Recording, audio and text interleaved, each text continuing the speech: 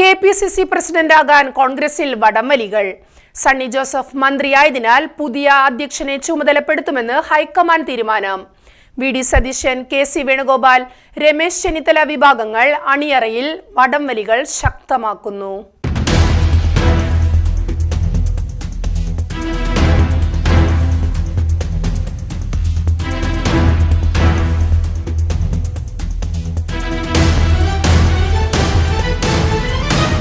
KPCC president Sunny Joseph മന്ത്രിയായതോടെ Congress അധ്യക്ഷ സ്ഥാനത്തേക്ക് പിടിവലികൾ ശക്തമാകുന്നു. വിവിധ ഗ്രൂപ്പുകളും സാമുദായിക നേതാക്കളും വിലപേശലുമായി രംഗത്തെത്തിയ സാഹചര്യമാണ് നിലവിലുള്ളത്. സ്ഥാനാർത്ഥിത്വ ചർച്ചകളിൽ നിന്നും പുറത്തുപോയവർ, മത്സരിച്ചിട്ടും പരാജയപ്പെട്ടവർ, മന്ത്രിസ്ഥാനം ലഭിക്കാതെ വന്നവർ, പ്രമുഖ കോൺഗ്രസ് നേതാക്കളുടെ നോമിനികൾ തുടങ്ങി കോൺഗ്രസ് നേതാക്കളുടെ വൻ നിര തന്നെ കെ.പി.സി.സി അധ്യക്ഷ സ്ഥാനം ലക്ഷ്യമിട്ട് അണിയറ നീക്കങ്ങൾ ആരംഭിച്ചു കഴിഞ്ഞു. കഴിഞ്ഞ തവണ ഓർക്കാപ്പുറത്താണ് സണ്ണി ജോസഫ് പ്രസിഡന്റായി നോമിനേറ്റ് ചെയ്യപ്പെട്ടത്. മുതിർന്ന നേതാക്കളായ ബെന്നി ബെഹന്നാൻ, ആന്റോ ആന്റണി എന്നീ നേതാക്കളുടെ പേരുകൾക്കാണ് മുൻതൂക്കമുണ്ടായിരുന്നത്. അവരെയെല്ലാം വെട്ടിയാണ് കെ.സി. വേണുഗോപാലിന്റെ നോമിനിയായ സണ്ണി ജോസഫ് കെ.പി.സി.സി പ്രസിഡന്റായത്. ഇത്തവണ സണ്ണി ജോസഫ് സ്ഥാനമൊഴിയുമ്പോൾ നേരത്തെ തഴയപ്പെട്ട തങ്ങളെ വീണ്ടും പരിഗണിക്കുമെന്ന പ്രതീക്ഷയിലാണ് ബെന്നി ബെഹന്നാനും ആന്റോ ആന്റണിയും. എന്നാൽ ഇതിനോടകം പ്രസിഡന്റ് സ്ഥാനത്തെ ചൊല്ലി കേരളത്തിലെ കോൺഗ്രസിനുള്ളിൽ തർക്കങ്ങൾ ശക്തമാവുകയാണ്. മുഖ്യമന്ത്രി സ്ഥാന വടംവലികളിൽ വലിയ തിരിച്ചടി കിട്ടിയ രമേശ് ചെന്നിത്തല തന്റെ നോമിനിയെ കെ.പി.സി.സി പ്രസിഡന്റ് ആക്കണമെന്ന കടുംപിടുത്തത്തിലാണ്. തന്റെ പക്ഷക്കാരനായ ജോസഫ് വാഴക്കിനെ പ്രസിഡന്റ് ആക്കണമെന്നാണ് ചെന്നിത്തലയുടെ ആവശ്യം.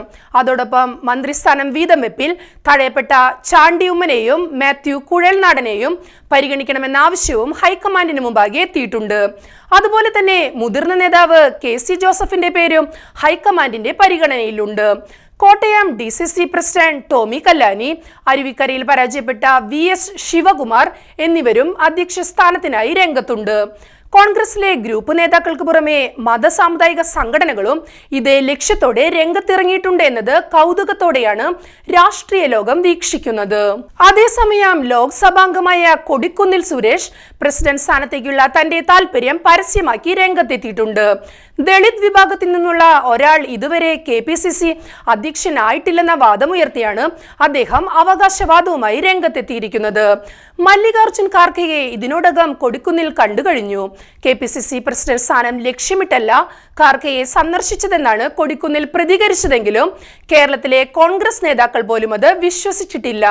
മുഖ്യമന്ത്രി സ്ഥാനാർത്ഥിയെ ചൊല്ലി വലിയ ഗ്രൂപ്പ് തർക്കമാണ് കേരളത്തിൽ രൂപം കൊണ്ടത്. ഇതിനോടകം 3 വിഭാഗങ്ങളായി ചേരിതിരിഞ്ഞ് ഗ്രൂപ്പ് വടംവലികൾ ശക്തമാണ്. 3 വിഭാഗങ്ങളെയും ഒന്നിച്ചു കൊണ്ടുപോകാൻ കഴിയുന്ന നേതാവിനെ കണ്ടെത്തുക എന്നതാണ് ഹൈക്കമാൻഡിന് മുന്നിലെ വലിയ വെല്ലുവിളി. സംഘടനയെയും ഭരണത്തെയും ഒരുപോലെ മുന്നോട്ട് കൊണ്ടുപോകാൻ കഴിയുന്ന നേതാവിനെ തെരഞ്ഞെടുക്കാനാണ് ഹൈക്കമാൻഡ് ശ്രമിക്കുന്നത്. കെ.പി.സി.സി പ്രസിഡന്റിന് പുറമെ വർക്കിംഗ് പ്രസിഡന്റുമാരായ എ.പി. അനിൽകുമാറും പി.സി. വിഷ്ണുനാഥും മന്ത്രിമാരായ സാഹചര്യത്തിൽ പുതിയ വർക്കിംഗ് പ്രസിഡന്റുമാരെയും തെരഞ്ഞെടുക്കേണ്ടതാണ്. അതുപോലെ തന്നെ യൂത്ത് കോൺഗ്രസ് സംസ്ഥാന പ്രസിഡന്റും മന്ത്രിയുമായ ഒ.ജെ. ജനീഷിനും പകരക്കാരനെ കണ്ടെത്തേണ്ടതുണ്ട്. ഈ ലക്ഷ്യങ്ങൾക്ക് വേണ്ടി നേതാക്കളും നോമിനികളും വടംവലികൾ ശക്തമാക്കിയിട്ടുണ്ട്.